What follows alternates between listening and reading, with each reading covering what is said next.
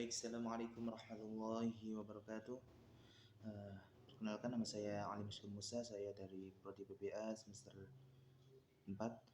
Di sini saya akan mempresentasikan terkait laporan hasil magang 1 atau observasi yang saya lakukan di MAN 3 Blitar. Nah, baik, di sini akan saya bahas 4 poin. Poin yang pertama yaitu mengenai kultur dan manajemen sekolah. Yang kedua yaitu mengenai pendidik atau guru. Yang ketiga mengenai peserta didik atau siswa. Dan yang terakhir mengenai proses pembelajaran. Baik, yang pertama yaitu mengenai observasi kultur dan manajemen sekolah. Nah, di sini kultur atau kebiasaan atau mungkin adat istiadat yang dilakukan oleh sekolah. Di sini ada 3 poin. Yang pertama yaitu perilaku siswa di dalam atau di luar kelas. Nah, di sini berdasarkan pengamatan saya, perilaku siswa di dalam atau di luar kelas di sini sudah sangat baik dari sisi disiplin, kedisiplinan, ketertiban, kesopanan, dan juga interaksi baik antar guru dengan guru maupun antar siswa yang lainnya. Kemudian untuk poin yang kedua yaitu kebiasaan yang sedang dibudayakan dan kebiasaan yang sudah membudaya. Nah, di sini untuk kebiasaan yang sedang dibudayakan yaitu karena di sini masa pandemi atau mungkin sistem pembelajaran secara online, di sini ada kebiasaan yang sedang dibudayakan yaitu menjaga jarak, mematuhi protokol kesehatan, biasanya itu menjaga jarak, terus kemudian memakai masker dan lain-lain. Terus ada istilah yaitu WFH atau work from home dan juga SFH atau study from home. Kemudian kebiasaan yang sudah membudaya. Ini kebiasaan yang sudah dilakukan dari tahun-tahun yang lalu, yaitu pada pagi hari ada kegiatan sholat duha, biasanya juga ada tahlilan, kemudian membaca ayat surat-surat pendek atau ayat Al-Quran, kemudian ada pembacaan Asmaul Husna. Nah, biasanya pada tanggal 1 dan tanggal 17 itu biasanya diadakan upacara. Nah, kemudian ada kegiatan sholat duhur berjamaah juga ada. Kemudian ketika hari Jumat biasanya ada kegiatan senam, kerja bakti, dan ada istilah, dan juga pada peringatan PHBN dan PHBI ini juga mengadakan kegiatan seperti perlombaan antar angkatan, kemudian pengajian dan kegiatan-kegiatan yang lainnya. Kemudian untuk poin yang ketiga yaitu upaya-upaya pembinaan guru dan siswa. Nah, di sini upaya-upaya pembinaan guru yaitu ada istilah MGMP atau musyawarah guru mata pelajaran. Nah, di situ untuk pengembangan atau pembinaan bagaimana potensi guru mata pelajaran tersebut bisa berkembang. Nah, dan juga di MAN 3 Blitar di sini ada kegiatan evaluasi yang dilakukan setiap bulan. Nah, di sini dipimpin oleh kepala sekolah. Nah, kemudian untuk pembinaan siswa. Nah, di sini untuk pembinaan siswa di sisi akademis atau fakultatif atau pelajaran. Nah, di situ untuk pembinaannya melalui proses pembelajaran atau kegiatan belajar mengajar yang dilakukan di kelas. Nah, untuk pembinaan minat dan bakat. Nah, di sini di MAN 3 Blitar menyediakan beberapa ekstrakurikuler yang membantu para siswa untuk mengembangkan potensi di bidang minat bakat. Nah, kemudian untuk poin yang kedua yaitu pengamatan kompetensi pendidik. Nah, di sini ada 4 poin yaitu kompetensi pedagogik, yang kedua kompetensi kepribadian, yang ketiga yaitu kompetensi sosial, yang keempat yaitu kompetensi profesional. Nah, di sini kompetensi pedagogik yaitu kemampuan untuk memahami peserta didik dalam proses pembelajaran, kemampuan perencanaan dan pelaksanaan pembelajaran, mengadakan evaluasi hasil belajar dan pengembangan peserta didik untuk mengaktualisasikan berbagai potensi yang dimiliki. Nah, di sini untuk memahami karakteristik setiap individu peserta didik. Nah, di sini yang saya amati di guru-guru di Mandika Blitar sangat dalam kompetensi pedagogik ini sangat baik. Nah, memahami kompetensi peserta didik dalam strategi pembelajaran, mungkin metode dan lain-lain. Nah, di situ sangat baik juga. Nah, untuk kompetensi kepribadiannya juga sangat baik dari sisi kedisiplinan, kesopanan, interaksi juga terbukti juga saat kami datang ke situ, para guru menyambut kami dengan baik dan juga interaksi yang dilakukan oleh guru tersebut juga sangat baik. Dan juga dari sisi kedisiplinan memakai seragam atribut dan juga mematuhi tata tertib yang berlaku di sekolah di situ juga mematuhi dengan sangat baik. Kemudian untuk kompetensi sosial di sini juga para guru juga berinteraksi dengan sangat baik dengan siswa maupun dengan sesama guru. Kemudian untuk kompetensi profesional, bagaimana guru tersebut menguasai materi pembelajaran secara luas dan mendalam.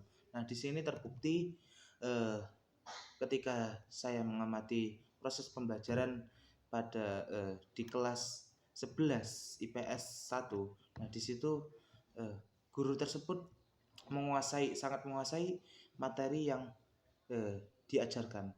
Terbukti bahwasanya bagaimana beliau mengucapkan kalimat bahasa Arab atau kalam, terus bagaimana beliau menyampaikan isi pembelajaran kepada siswa, bagaimana beliau memberikan pemahaman kepada siswa yang sulit memahami pelajaran. Nah, di situ sangat terlihat juga. Nah, oleh karena itu mungkin di sini juga kompetensi profesional di sini sangat baik menurut saya. Kemudian untuk pengamatan pemahaman peserta didik. Di sini yang pertama yaitu hasil identifikasi karakteristik peserta didik. Nah, mengamati karakteristik. Nah, di sini karakteristik setiap individu pastinya berbeda-beda. Mungkin berdasarkan pengamatan saya terhadap karakteristik peserta didik dari sisi fisik, intelektual dan sosial. Nah, di sini dari sisi fisik itu saat saya melihat peserta didik yang mungkin datang ke situ. Nah, di sini ada yang pendek, ada yang tinggi, dan juga ada yang kurus, ada yang gemuk. Nah, pastinya bermacam-macam untuk karakteristik berdasarkan fisik. Nah, kemudian untuk karakteristik berdasarkan intelektual, di sisi intelektual yaitu mungkin untuk pengamatan saya pada saat pembelajaran juga banyak yang langsung menangkap atau langsung memahami apa yang disampaikan oleh guru, dan juga ada yang mungkin sulit memahami atau mungkin pendiam atau mungkin dari sisi pemahaman dia itu sangat kesulitan untuk memahami pelajaran yang diajarkan oleh guru. Nah, kemudian dari sisi tingkat partisipasi peserta didik dalam proses pembelajaran di sini berdasarkan pengamatan saya di kelas 11 IPS 1 dalam proses pembelajaran bahasa Arab. Nah, di sini tingkat partisipasi peserta didik dalam proses pembelajaran sangat baik. Terbukti bahwasannya banyak sekali yang respon atau menjawab pertanyaan atau tebakan yang disampaikan oleh guru. Nah, kemudian juga banyak sekali yang menanggapi atau mungkin banyak sekali yang tidak malas-malasan atau banyak sekali yang semangat dalam mengikuti proses pembelajaran tersebut. Nah, kemudian untuk poin yang ketiga, pengaturan kelas. Nah, di sini untuk pengaturan kelas yaitu banyak sekali fasilitas yang digunakan dalam kelas tersebut. Nah, mungkin ketika offline ada fasilitas kursi, meja, kipas angin, dan LCD, mungkin fasilitasnya juga sudah mencukupi. Namun ketika online pengaturan kelasnya yaitu mungkin menurut saya ada aplikasi WA, WhatsApp, dan juga e-learning yang digunakan untuk proses pembelajaran. Nah, kemudian untuk poin selanjutnya yaitu problem dan solusi penyimpangan perilaku peserta didik. Nah, di sini berdasarkan wawancara saya dengan salah satu siswa. Nah, di sini untuk problematika yang sering terjadi di Mandika Blitar, menurut saya itu tidak wajar sewajarnya, karena ya memang dalam usia mereka sering sekali lakukan, ya mungkin seperti bolos atau mungkin terlambat atau mungkin rambut panjang dan juga tidur ketika pelajaran atau mungkin rame. Nah, itu wajar, problematika wajar yang ketika dilanggar oleh para siswa di Mandika Blitar di sini. Nah, untuk solusinya yaitu mungkin ada sanksi-sanksi yang diberlakukan di Mandika Blitar tersebut untuk solusi yang diberikan. Nah, kemudian untuk pengembangan potensi peserta didik. Nah, di sini pengembangan potensi peserta didik. Nah, untuk fasilitas pengembangan potensi peserta didik di Mandika Blitar di sini ada 2 wadah. Yang pertama yaitu ada SC atau Student Club. Yang kedua ada ekstrakurikuler. Yang dimaksud Student Club ini di sini apa? Untuk pengembangan potensi siswa dalam aspek akademik. Ya mungkin seperti ketika ada mau mengadakan mau mendelegasikan para siswa di olimpiade misalkan, atau di perlombaan bidang akademik. Nah, di situ ada wadah untuk mempersiapkan para siswa untuk mendelegasikan di situ. Nah, di sini ada pembinaan Fahmil Quran, ada pembinaan Khitobah, ada pembinaan pelajaran-pelajaran seperti ada pembinaan Gina dan lain-lain. Di situ ada pembinaan yang akan berpotensi untuk mendelegasikan di luar. Nah, di sini yang kedua yaitu ekstrakurikuler. Di sini sebagai wadah minat bakat bagi para siswa. Nah, di sini ada ekstrakurikuler kesenian, olahraga dan lain-lain, ada paskibraka dan lain-lain di situ. Kemudian untuk observasi proses pembelajaran. Nah, di sini ada 3 poin yaitu persiapan pembelajaran, terus kemudian membuka pembelajaran, dan yang terakhir yaitu inti pembelajaran. Nah, di sini untuk persiapan pembelajaran di sini para guru di Mandika Blitar itu untuk mempersiapkan pembelajaran yaitu dengan cara membuat FPP. Bagaimana cara membuat metode yang tepat untuk disampaikan kepada metode pembelajaran yang tepat. Nah, bagaimana cara memanage waktu yang tepat dalam waktu singkat ini. Kemudian apa media yang tepat yang digunakan dalam masa sekarang. Nah, itu langkah-langkah untuk membuat RPP yang saya ketahui.